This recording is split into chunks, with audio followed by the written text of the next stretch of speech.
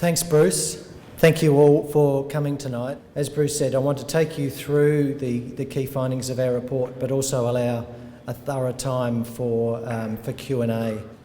So to a little bit of history, many of you will be familiar with at least some of this history, but from what we can determine was way back in the 1890s that Doncaster was first talked about, and it was included in the Railway Construction Bill, and that included proposing some 800 miles of new lines across Victoria. So it was a bold plan for 1890s.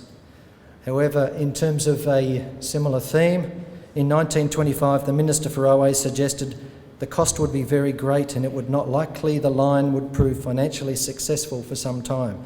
That was back in the 1920s. In the 1950s, in the Melbourne Metropolitan Planning Scheme, it was not mentioned in that scheme, but the City Loop was mentioned in that, and that of course was built. But in the 60s, the Melbourne Transport Plan did include provision of a railway line, and indeed in the 1970s there was the Eastern Railway Construction Act, where perhaps Doncaster Rail got as close as it has been to being constructed, but then that was repealed. In the 1980s it was deemed too costly and the reservation was sold.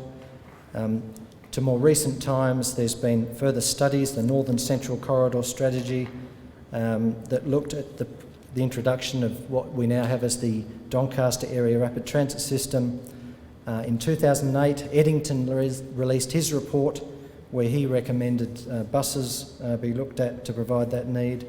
And then, of course, in the 2010s, the government announced this study and we've done what we have done. So what have we been asked to do? Our job was to independently study integrated and sustainable transport options for the Doncaster region, and our job was really to look at heavy rail connection to Doncaster. So very much our brief was around heavy rail, not around light rail or buses or other modes. The brief was along heavy rail connections to Doncaster. We had to consider network-wide options, so that means looking at the impact of Doncaster Rail on the rail network. So how would this affect the network, because the rail system does operate as a network. To look at some of the engineering aspects along rail corridors, station locations and land use change implications. And then importantly to undertake an evaluation process where we could take into account the social, environmental and economic benefits and costs. So we went through a robust filtering process. This is a slide you might recognise from our report, features of a good outcome.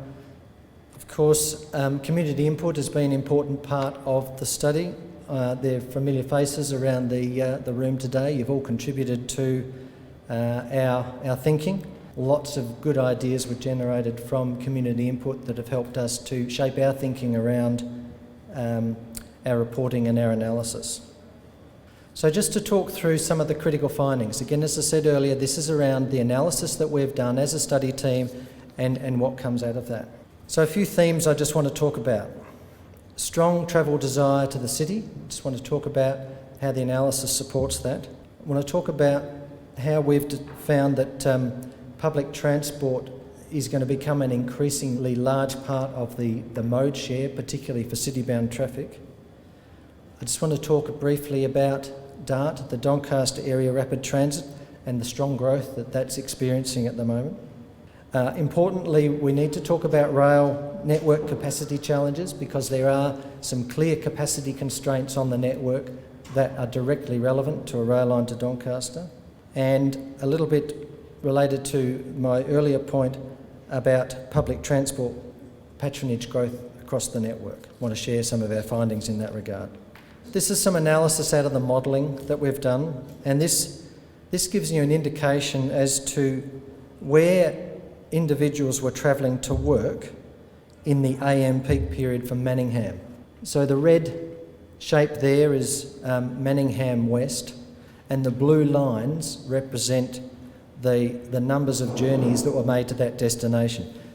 So there's a clear demand for access from the municipality to the city.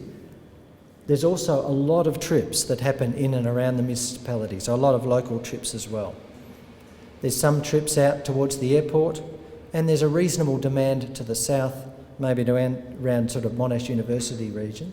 But by far and away, the dominant demand for movement in that peak period is from Manningham West in towards that city area. The second point I wanted to talk about was the public transport mode share. Now, we use two different sources of data to help us understand this. We use the census data, and when you fill in your census form, you answer the question, if you went to work today, how did you get to work? And where did you work? And that helps us to understand across the population where they travel from to. We also use other information to help us, that journey to work type surveys. So what this table shows is that a certain percentage of different movements from different municipalities as they journey to work. So if you look at Boroondara, so 49%, so that means 49% of the trips to the city were using public transport. Whitehorse was a bit higher at 58%, Yarra about 46%, but Manningham was a reasonable degree lower at about 39%.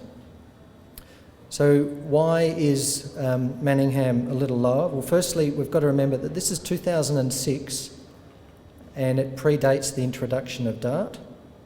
So without that public transport service, there was a higher mode share. Our assessment suggests that that's probably closer to 45% now with the introduction of DART. So DART has helped lift that from about 39 to 45%. So Whitehorse, for example, 58% has got the highest public transport mode share, serviced by a good quality railway line, frequent high-speed service that serves that need along the Lilydale and Belgrave lines. So there's a correlation between good quality rail services and the uptake in public transport usage. This is a map that shows the routes that DART takes. So DART is a high-frequency service providing access from the Doncaster area into the city. There are 4 primary routes, and based on the last year's worth of data, there's been a 47% growth in patronage along that route. So it's been a very successful initiative, and the patronage uptake has been very strong, currently servicing around 12,500 trips per weekday. So it's been a successful initiative, and one of the clear themes from the community feedback has been that DART, we like our DART, don't take away our DART. We'd also like a train, but DART is good too. So network capacity constraints. So our brief was to look at the rail network and understand its constraints. Now this is a really important concept to understand as it goes to the heart of our conclusions as to why we've preferred a particular option. So a really important point to understand is that we've got a rail network here which is called the Clifton Group, and it comprises of the South Morang line and the Hurstbridge line. They together form the Clifton Hill Group. There is not capacity to add services to Doncaster and provide an acceptable service level on that group. So there's simply not capacity to add another rail line for Doncaster into this group. So you just simply can't take 3 railway lines and fit it down the one line. So even without adding Doncaster Rail to that group, it is reaching capacity. Very strong population growth in the northern suburbs in particular is driving demand for further services. So there are certain things that can be done to add more capacity onto the railway line. In particular, what's called high capacity signalling, which is a more modern signalling method that allows more trains per hour to use that group. And there's some other infrastructure improvements that can be made.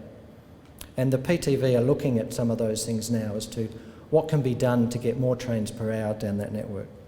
So our view has been that in the medium to long term, the capacity on that group must be upgraded, and this is really regardless of what happens to Doncaster. So the key issue for the Doncaster railway line is this capacity down here. If we're going to connect in and provide access into the city, it's that downstream section that's our capacity constraint. So just to dwell on that a little bit further, I just want to try and explain this graph. So on the vertical axis, we describe here the number of passengers that are using the Clifton Hill Group in that morning peak. This line here represents an indication of the current capacity of that group. The bottom axis here shows a timeline starting in 2011, moving out to 2031. This point here is a rough indication of the current patronage that's using that network. And these blue lines here are projections of growth in patronage that might happen along that network. Now, they're only forecasts, so we don't know what they'll be, but they could be between 3%, 4%, 5%.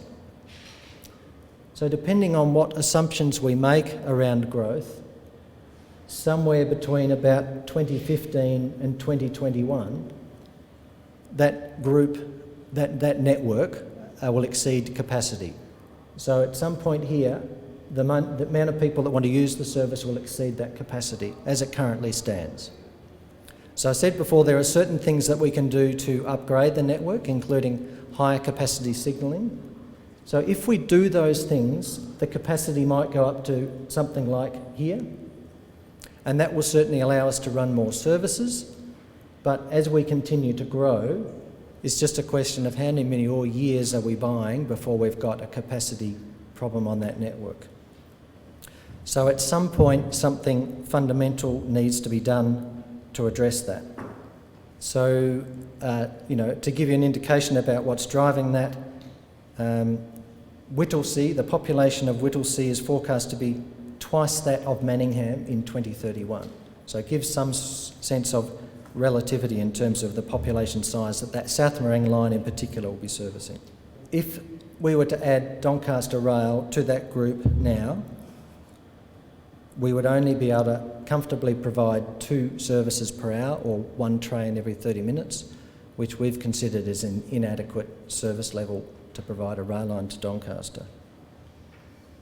So in the longer term, something needs to happen to that group, and we talk in our report about decoupling or uncoupling, which is where you take the South Morang line off the Hurstbridge line and provide it with an alternate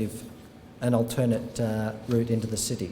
Now, by doing that, you provide a lot of additional capacity for South Morang, and that helps to address the capacity constraint. But in the longer term, that's something that's going to happen to the South Morang group to provide adequate capacity. So we do a lot of modelling using software that predicts population growth, journeys to work, where people will live, where they will work, and that modelling gives us some output, including the impact on congestion. So the analysis we've done shows that the private vehicle travel demand certainly increases over the study period. Typically the year 2031 is what we were referring to. So 50% increase in private travel demand, which is a lot, but within the study area, so the area that we're looking at, it's actually relatively modest. So most of that growth we're seeing is in the outer areas where there's not the public transport. What we're seeing is where there is public transport provision, people are continuing to take up public transport options to travel into the city. What we find is across the Melbourne network, public transport mode share is becoming increasingly popular, and as such, train and tram patronage will continue to grow, as will the bus service levels. So our modelling suggested the bus patronage levels expected to more than double from current levels. So this graph shows graphically the different municipalities. You don't necessarily need to be able to read them all along the bottom here. The blue coloured line shows the public transport mode share in 2011, and the dark brown shows in 2031. So what you can see is almost regardless of municipality, the mode share in the next 20 years is expected to become considerably higher on public transport. So more and more people are choosing to take up public transport to access the city when it's presented as an option for them. Okay, I want to talk about the 3 themes.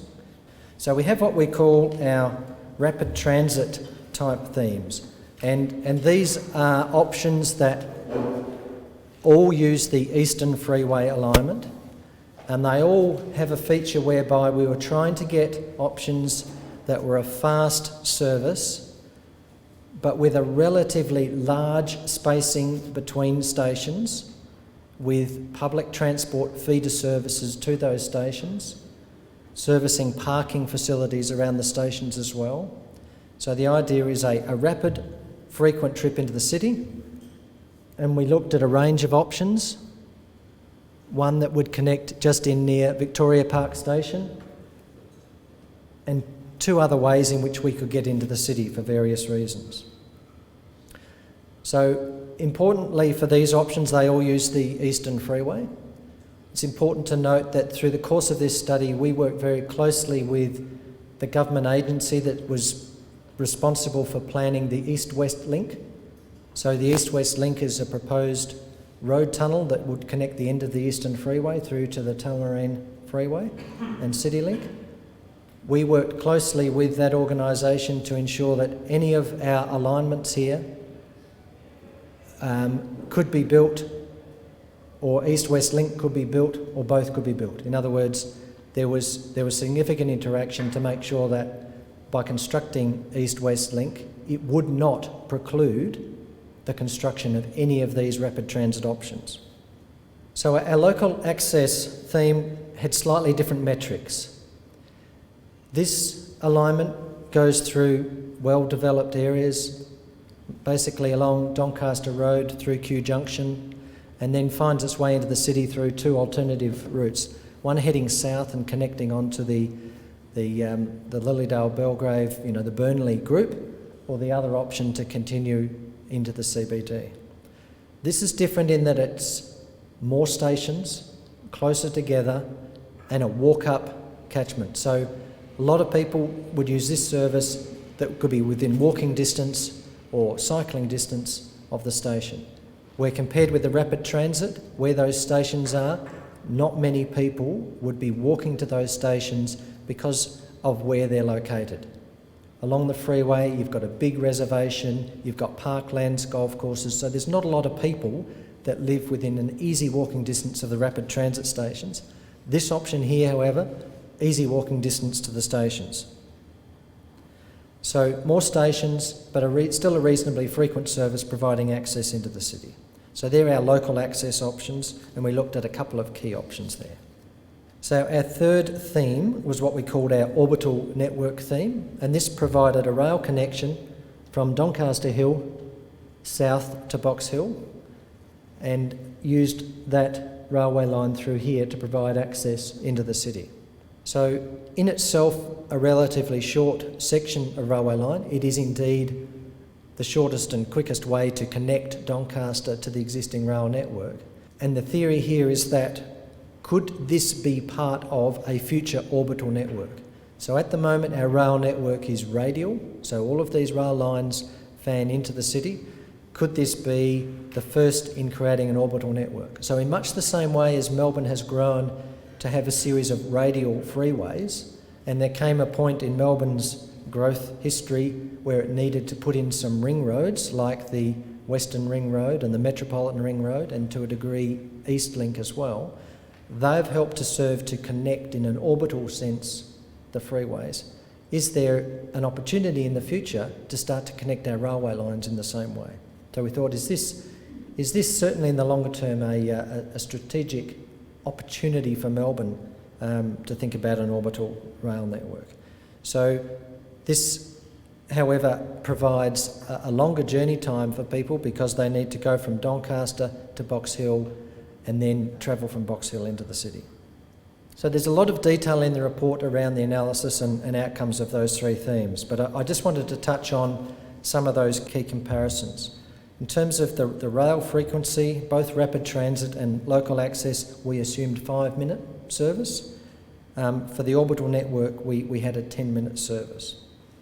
In terms of journey time, rapid transit was currently around about 25 minutes, and DART is about 35 minutes, depending on a variety of factors, but it's maybe a 10-minute improvement in journey time.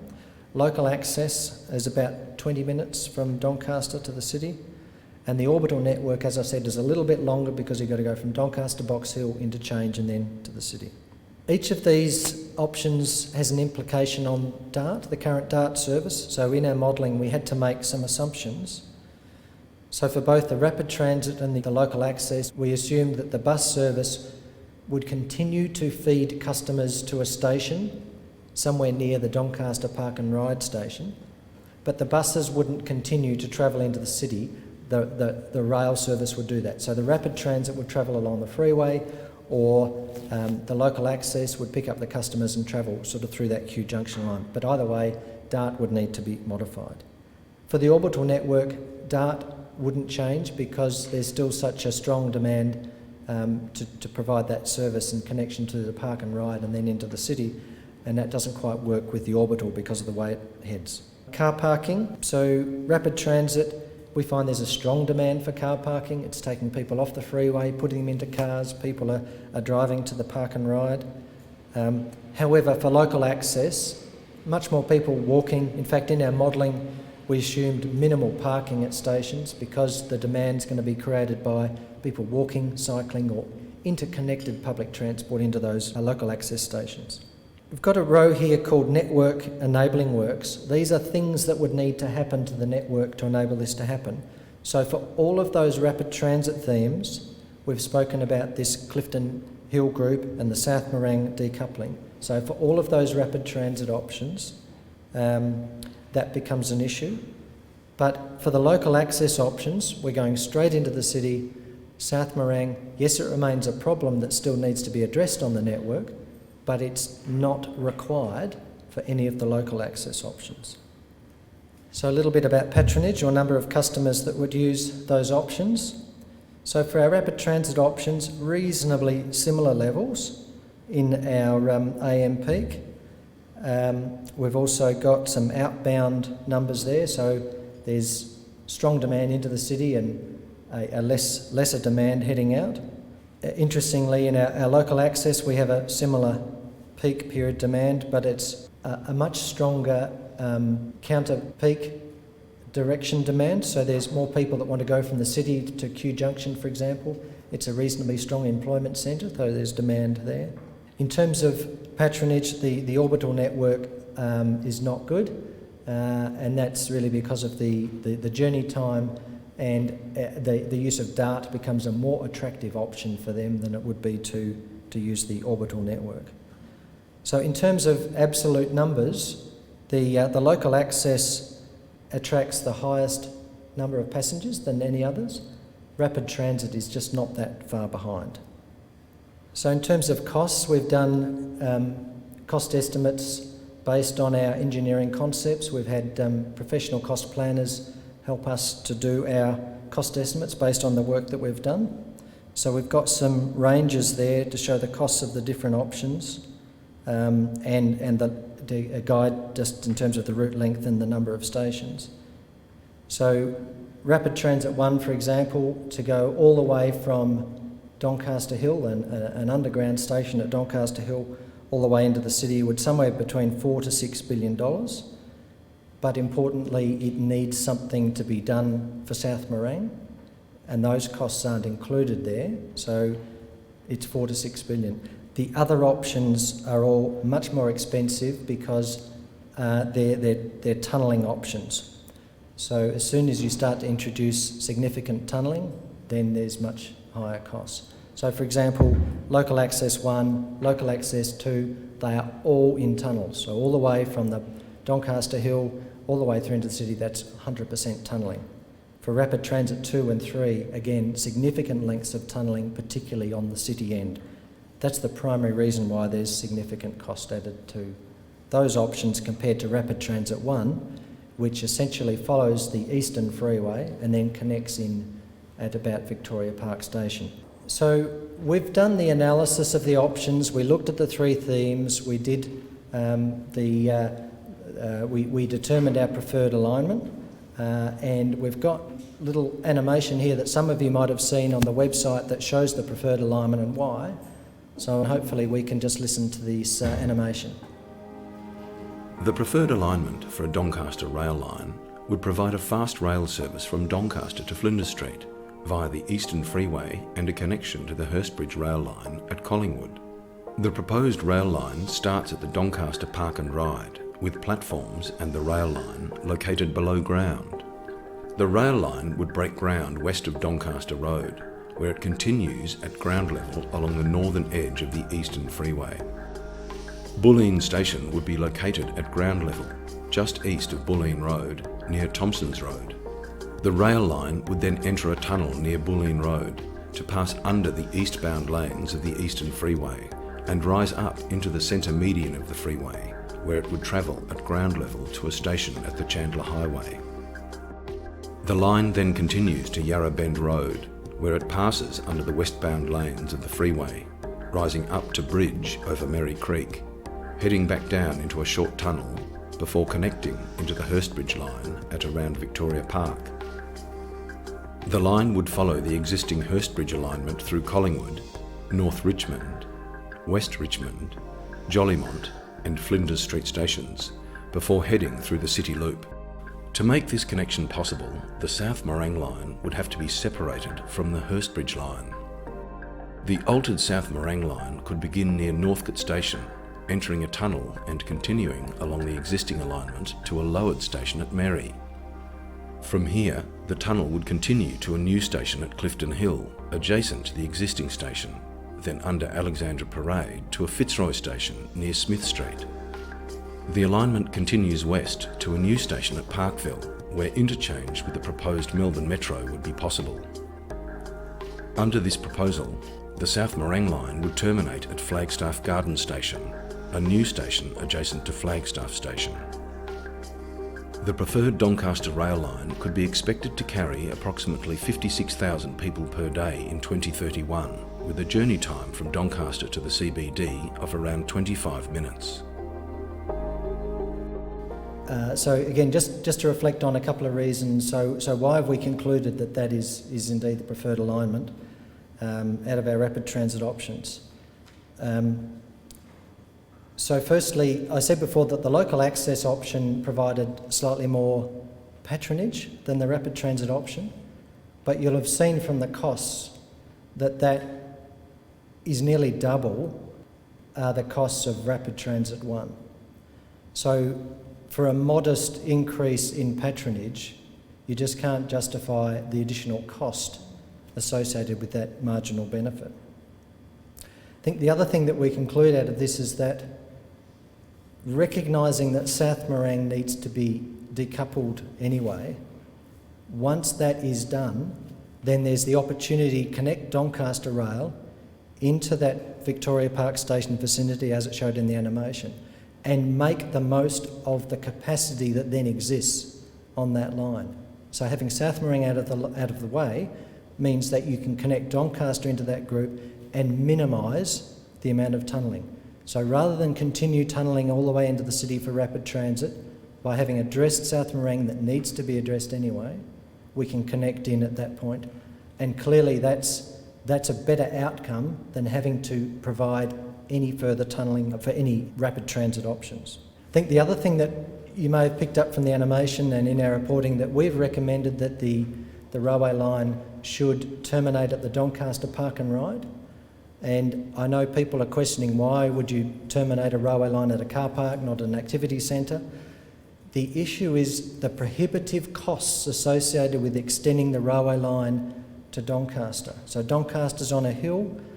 It's very much a deep station, expensive tunnelling. So round about $800 million to $1 billion to extend it from the Doncaster Park and Ride to be underneath Doncaster Hill, where our analysis suggested that was about 600 passengers per day that would use that service, which, by the way, would have a high-frequency bus service that would continue to go past that activity centre and feed the Park and Ride. So there would be a high-quality bus service to service that need anyway.